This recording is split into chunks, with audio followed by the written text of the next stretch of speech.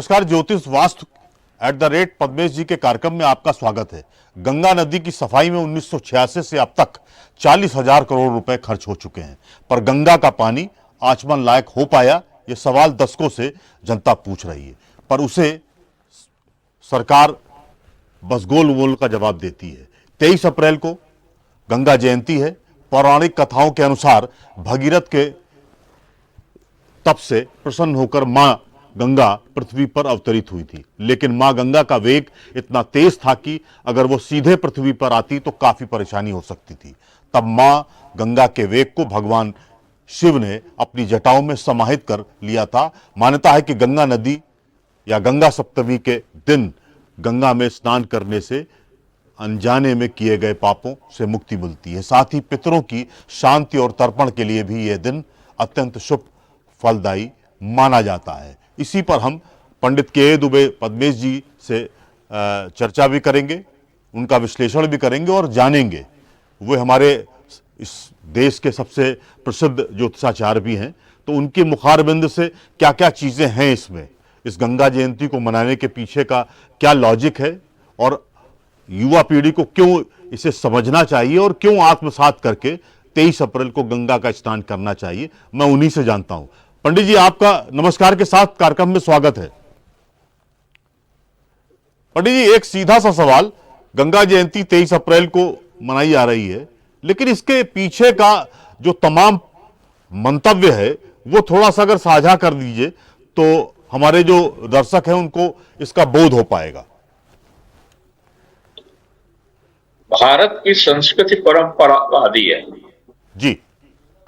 आप जब परंपराओं को तोड़ते हैं, कहते ना ज्यादा मंथन से विष निकलता है। हाँ। शायद समुद्र मंथन में ही सबसे पहले विष निकला था।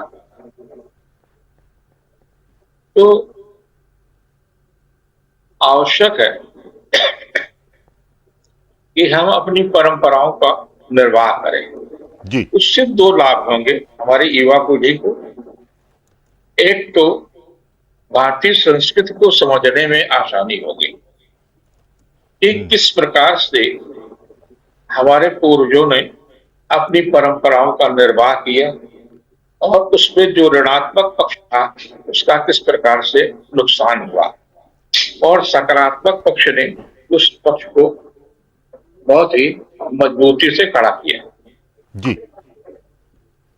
कथानक के अनुसार जो कथानक प्रसिद्ध है वो है, सगर जो सम्राट थे वो सगर के दो रानियां थी और उनके कोई संतान नहीं हो रही थी, तो उन्होंने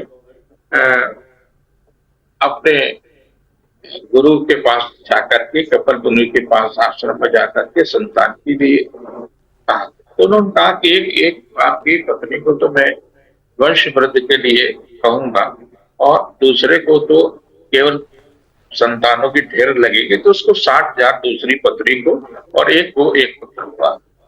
वो 60,000 जो उसके पुत्र थे वो ऋणात्मक सोच के ही थे। ऋणात्मक सोच के ने तमाम प्रकार की परेशानियां, तमाम प्रकार की उलझने उत्पन्न करना, ऋषियों और जो परंपराओं का था उनको अपमानित करना, एक सीमा तक कपिल मुनि ने उसको बर्दाश्त किया जी। जब सीमा से परे हो गए वो दंडता उनकी, तो कपिल मुनि ने उनको श्रापित कर दिया और सबके सब वश हो गए। अंशुमन उनका पौत्र था सागर जी का, तो वो जब उनके पास आया और विनम्रता से कहा कि इनकी गलती से हमारे वंश का पूरा सब कुछ नष्ट ही हो रहा है, ऐसी स्थिति में आप मुझ पर कृपा करिए और मैं क्या करूं जिसके कारण से। दोनों का के देखो ऐसा है, इतना आसान नहीं है, इतना सरल नहीं है। तुम्हारे जो पुत्र होगा वो दिलीप होगा और दिलीप का जो पुत्र होगा वो होगा भागीरथ नाम से, और भागीरथ की तपस्या से ही गंगा धरती पर आ सकती है और गंगा जब धरती पर आएंगी तब कहीं जाकर के इसका कल्याण होगा। दिलीप के पुत्र हुआ भागीरथ, तो जी। महाराज दिलीप के काफी तपस्या की और उससे महाराज भागीरथ पैदा हुए। भागीरथ जी ने बहुत तपस्या की, तो ब्रह्मा जी ने कहा कि धरती के इस वेग को कौन सह पाएगा। उसके पश्चात भगवान शिव ने अपनी जटाओं में गंगा जी को ले लिया और सप्तमी के दिन, वैशाख शुक्ल पक्ष की सप्तमी को धरती पर गंगा आती है।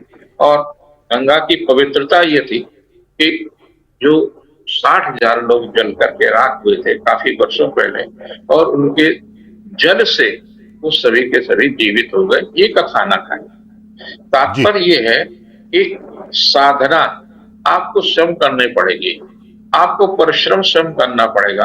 परिश्रम का कोई विकल्प नहीं है जीवन में सफलता के लिए। और ऋणात्मक अगर आप दिशा में जाते हैं तो आपको प्रायश्चित करना पड़ेगा।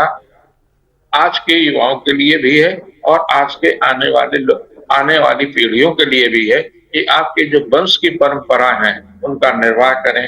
आपके पिताजी, आपके दादा परदादा किस तरह की परंपराओं का निर्वाह करते थे, जिससे आपके कुल की वृद्धि हुई, किस तरह से उन्होंने अपना कैरियर बनाया।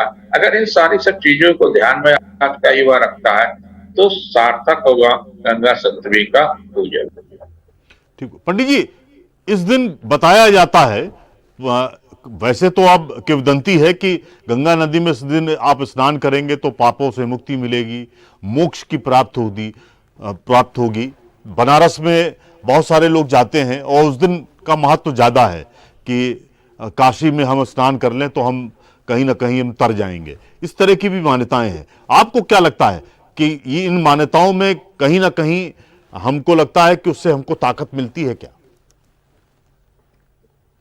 राजेश जी, जी कभी गंगा जल हाँ इतना पवित्र था हाँ कि उसके जल के स्पर्श मात्र से आपकी चेतना जागृत हो जाते थे।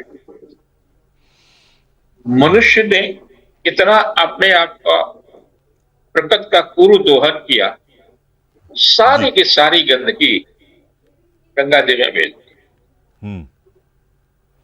तमाम फैक्ट्रियों का नाला, गंदे नाला, सारा का सारा गंगा जी में जा रहा। तो उसकी पवित्रता आपकी चेतना को कैसे जागृत करेगी? लेकिन आपकी आस्था और विश्वास कहीं तक आपके लिए सार्थक है। हमको याद है कि मैं जब तीर्थ में निकलता हूं तो मेरी पत्नी गंगा जल को लेकर के ही साथ में चलती है, और वो गंगा जल जो है ऋषिकेश से लाती है। हर बार जब जाती हैं तो ऋषिकेश से लाती हैं।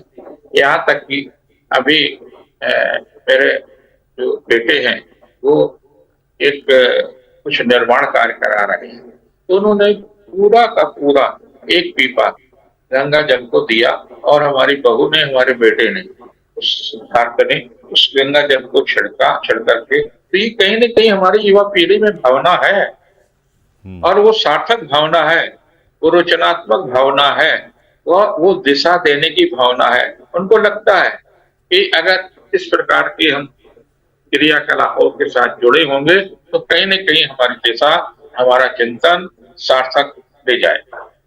एक विश्वास और आस्था काम करती है। ठीक बात है पंडित जी। जब अंतिम समय आता है व्यक्ति का तो कहा जाता है उसके मुख में गंगा जल के चाहे वो 2 ही बूंद डाल दें, लेकिन डाल जरूर दें। अगर मृत्यु हो गई है तब पर भी तमाम हमने ये उदाहरण देखे हैं कि अस्पताल में किसी की डेथ होती है तो घर में जब बॉडी आती है तो लोग आते ही सबसे पहले मुख में गंगा जल डालने का काम करते हैं कि गंगा जल ले आओ, पहले इनके मुख में गंगा जल के 2 बूंद डाल दें। तो ये इसके पीछे का तमाम लॉजिक रहा होगा। जी नहीं, ये आस्था का प्रश्न है जी। कि गंगा का जो प्रादुर्भाव है वो भगवान विष्णु के चरणों से है, और जो चीज भगवान विष्णु के चरणों से उत्पत्ति है और भगवान शिव के जटाओं जी है जी, तो गंगा की जो चेतना जागृत करने की शक्ति थी वो तो उसके विश्वास पे जुड़ी हुई है। वो कहता है जी कि अगर गंगा की पवित्रता हमारे साथ जुड़ जाएगी तो हमारी चेतना जो है मृत्यु के समय भी जागृत होकर के पुनर्जन्म में चेतना के साथ ही उत्पत्ति होगी। ठीक बात है। और आप देखते भी हैं कई बार छोटे बच्चे को बहुत सारी चीजें स्मरण होती है, तो हो सकता जी है पूर्व जन्म का वो संस्कार लेकर के आया, पूर्ण जन्म की उसकी इच्छा रही होगी और अंतिम समय में उसने गंगा जल लगाकर लिया है, तो चेतना कहीं न कहीं उसके प्रभावित करती है। और इसमें कोई नुकसान तो है नहीं, अगर उसने लिया तो उसकी आस्था का, परिवार के आस्था का प्रश्न है। और दे करके हमारे पिता की मृत्यु हुई, हमारे भाई की मृत्यु हुई, हमारे बेटे की मृत्यु हुई, हमारे परिवार में बहुत सारे मृत्यु हुए हैं, लेकिन हम लोगों ने भी ये परंपरा का निर्वाह किया कि गंगा जल में ही स्नान कराया और गंगा जल में ही आखिरी टाइम पर उसके मुख में डाला भी। जी। हमारी आस्था है। हाँ। और हमारी आस्था का हम आप देखते हैं ना कि हमारी पत्नी जो मैं भोजन करता हूँ उसमें आज भी 1969 से और आज जी। तक वो जो भोजन बनाती है उसमें गंगा जल जरूर डालती है। हम्म। उनकी आस्था है कि आप स्वस्थ रहेंगे, मेरा सौभाग्य रहेगा। हम्म। अभी तो 58 वर्ष तक तो ये है। हमारी बहू भी करती है बड़ी वाली। जी पंडित जी, एक बात और थोड़ा सा इस पर भी थोड़ा प्रकाश डाल दीजिए। वैसे तो पितृपक्ष में हम पितरों को याद करते हैं, तर्पण देते हैं, लेकिन इस दिन का क्या महत्व है? बताया जा रहा है कि पितरों अब की शांति और तर्पण के लिए यह दिन अत्यंत शुभ फलदायी माना जाता है। इसके पीछे का पूरा क्या वैज्ञानिक तथ्य है और इस क्या आपको लगता है कि सभी लोग हैं, अगर वो कर सकते हैं तो जाएं गंगा जी में और अपने पितरों को याद करें? देखिए, हर अमावस्या पितरों की तिथि होती है। जी। तो जब हर अमावस्या पितरों की तिथि होती और पितरों का वास कहाँ है? वास है उसका देहरी पर, प्रवेश द्वार पर, देहरी पर।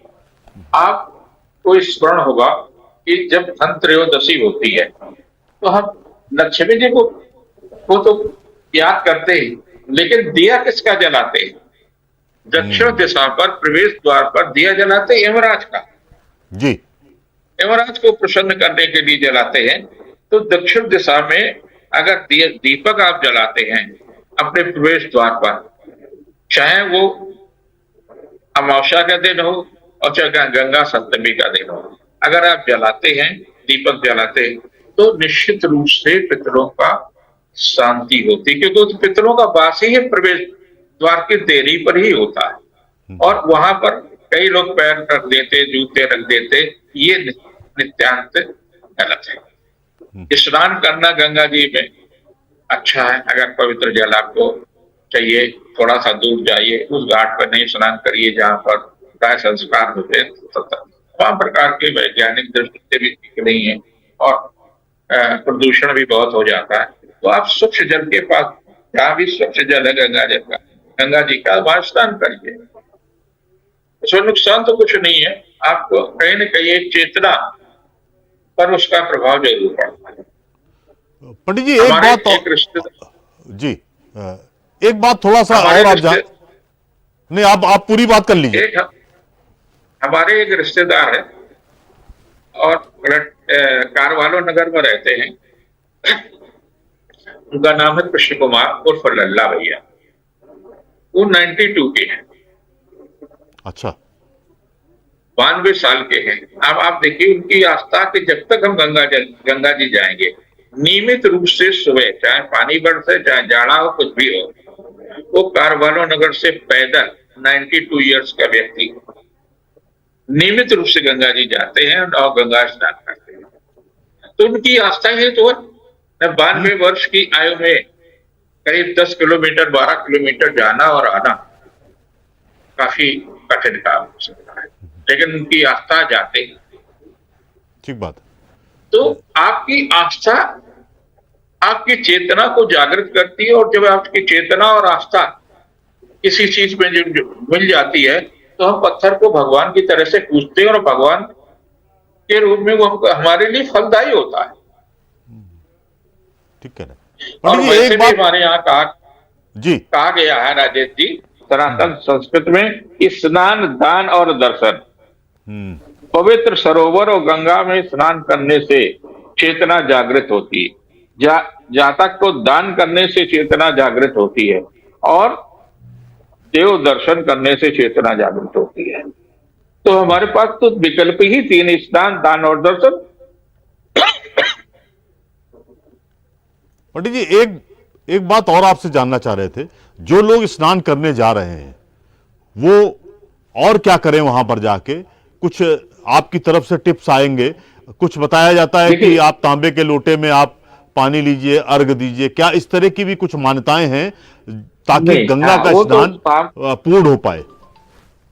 सामर्थ्य की हमारे यहाँ और हमारे जो पुरखे थे वो बहुत वैज्ञानिक उनकी दृष्टि थी। जी। आप देखिए कि जब गंगा पार करते नदी को पार करते हैं जी। तो आपकी दादी दादा नानी नाना जो भी होते थे बच्चे के ऊपर से तांबे का सिक्का ऐसे उतार करके गंगा जी में फेंकते थे। हम्म। वो तो केवल इसलिए फेंकते उसमें उसको अर्पित करते थे कि हमारे गंगा मैया हमारे बच्चे को स्वस्थ रखेगी। लेकिन जी। उसके पीछे वैज्ञानिक कारण क्या था? एक तांबे का सिक्का 24 घंटे में 8 लीटर पानी को प्रदूषण मुक्त करता है। ओ। जी। अब आप सोचिए कि हमारा सनातन कितना प्राचीन और कितना वैज्ञानिक है। तो राजा की जब मृत्यु होती थी गंगा के किनारे पर दाह संस्कार होता था तो उसके चांदी के या सोने के सोने का जो मूल्य उस समय कम होता होगा, सोने के बराबर टुकड़े कर कर करके गंगा जी में प्रभावित करते थे। सेठ जबकि मृत्यु होती थी तो चांदी के करते थे और जी। सामान्य व्यक्ति को जो है नदी को पार करने का जो परंपरा थी तो उसमें तांबे का सिक्का करते थे। तो सोना चांदी और तांबा कि एक कणों से गंगा में तमाम प्रकार के मिनरल पैदा हुए और वो मिनरल आज जो मिनरल वाटर की बात करते हैं तो गंगा जी से ज्यादा तो मिनरल कहीं था ही नहीं कि सारा का सारा उसी में था। अगर हम प्रदूषण नहीं करते तो आज भी दुनिया का सबसे शुद्ध जल गंगा जल ही होता। ठीक बात। ठीक क्योंकि बात। उसमें टनों सोना टनों चांदी और टनों तांबे के सिक्के डाले गए। यही कारण है कि आज भी एक वर्ष तक गंगा जल का जो जल लेकर के आप बोतल में रखते हैं या प्लास्टिक के उसमें रखते हैं तो एक वर्ष तक उसमें कीड़े नहीं पड़ते। हाँ। आज भी। आज भी। तो ये तो उसी के कारण है जो हमारे मनीषियों ने जो परंपरा की डाली थी कि आप मिनरल डालिए आपका ये जल शुद्ध रहेगा। और उस मिनरल वाटर से अगर आप स्नान करते हैं उस पर सूर्य की किरणें पड़ती हैं तो वो जल चेतना जागृत करने में सहायक होता है। ठीक बात है। पंडित जी, थोड़ा सा एक विधान भी हमें बता दीजिए। अगर गंगा जयंती है तो उस दिन लोग क्या क्या करें, किन मंत्रों का जाप करें? एक कंप्लीट पैकेज थोड़ा सा उनके परिप्रेक्ष्य में मिल जाए तो कि आप स्नान करिए लेकिन स्नान के साथ ईश्वर को कैसे आप याद करिए, कैसे उनकी शरण में जाइए, ये भी थोड़ा सा उसका भी चित्रण कर दीजिए। राजेश जी, सूर्य उदय से पहले आप गंगा जी के किनारे पहुंच जाइए जी। और सूर्य स्नान करते समय सूर्य को तर्पण करिए। तर्पण में आप गायत्री मंत्र का जप करिए। काले तिल से आपको तर्पण करना होगा कि हम ऋण से मुक्त हो, हम अपने परिवार के ऋण से हों, समाज के ऋण से हों, तमाम प्रकार के ऋणों से हमको मुक्ति दें, इसलिए तर्पण करते हैं। आपने देखा होगा कि जब किसी की मृत्यु होती है तो भी हम तर्पण करते हैं। तर्पण का तात्पर्य होता है कि हम आपको मुक्त कर रहे हैं, आप पर कोई किसी प्रकार का कर्जा नहीं है, होगा रहा होगा उससे आपको छुटकारा दे दे ताकि जीव जा सके। इसी प्रकार से सूर्य को हम तर्पण करते हैं कि हे सूर्य देवता, हम जब गायत्री का मंत्र का जप करते हैं तो हमें चेतना चाहिए और चेतना से अपने परिवार का कल्याण करें, अपने राष्ट्र का कल्याण करें, अपने समाज का कल्याण करें। ये परंपरा रही है और वही पूजा का विधान है। ठीक बात है। पंडित जी, एक आखिरी सवाल आपसे जानना चाह रहे थे। जिन लोगों के मार्केस लगी हुई है, शनि की ढैया चल रही है या साढ़े साती चल रही है, तमाम ऐसे लोग जिनके ग्रह नक्षत्र काफी खराब हैं, ऐसी परिस्थितियों में वो क्या करें कि गंगा जयंती या गंगा सप्तमी के दिन वो जाकर स्नान करें जी, दान करें। और अगर उनके माता पिता हैं, दादी दादा हैं, नानी नाना हैं तो उनके दोनों हाथों से चरण ऐसे स्पर्श करें, ऐसे, क्योंकि लोग ऐसे पैर छूते, ये परंपरा ही नहीं है। हाँ। परंपरा क्रॉस चरण स्पर्श करने की, हम दोनों हाथों को क्रॉस करें और उनके पैरों पर रखें और ऐसे माथे पर लगाएं, तो उनको आशीर्वाद मिलेगा। आशीर्वाद में आयु की वृद्धि होती है, श्री की वृद्धि होती है, यानी धन की वृद्धि होती है, वंश की वृद्धि होती है, और समाज को आपको देने की क्षमता बढ़ती है। ठीक बात है, ठीक बात है, अच्छी बात कही। लेकिन पंडित जी, जिनके जिनकी साढ़े साथी चल रही, क्या वो लोग भी वो बिल्कुल तमाम जाए, सोशल मीडिया बिल्कुल में जाए। अलग अलग बातें कही जा रही, डराया भी जा रहा है कि आप लोग गंगा स्नान तो करिए लेकिन ये काम न करिएगा, तो उस पर भी थोड़ा सा प्रकाश सूर्य जो चाहते है, हैं आपका। देखिए जी सूर्य जो है शनि के पिता है, और सूर्य से ही सारे ग्रह अस्त होते हैं। जी। एक सूर्य कभी अस्त नहीं होता। हाँ। ग्रह में जो है आपका शनि भी अस्त होता, आप देखा होगा कि इन दिनों में शनि अस्त हुआ, तो अभी हमने कहा था पिछले उस पे एपिसोड में कि शनि अब उदय होगा। तो किससे? शनि सूर्य से अस्त होते।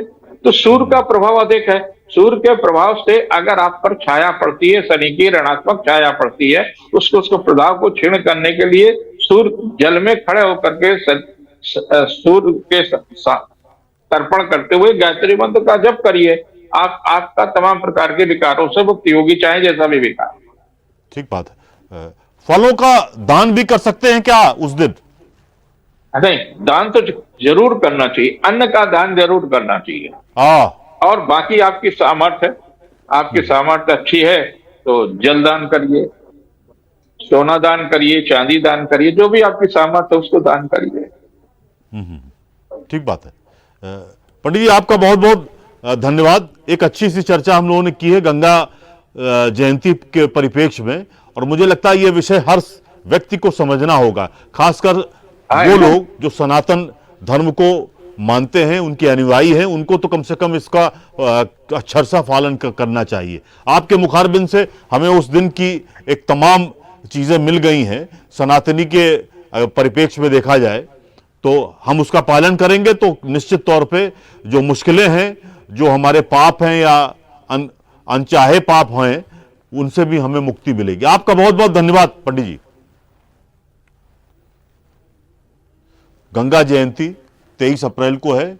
इस दिन अगर आप गंगा जी नहीं जा पा रहे हैं तो पंडित जी की भी सलाह है, तमाम ज्योतिषाचार्यों की भी सलाह है, और हमारी आप भी यही सलाह है कि उस दिन जब आप घर में स्नान करें तो कुछ बूंदें गंगा जल की भी अपनी बाल्टी में, अपने टब में जरूर डाल दें और फिर स्नान करें।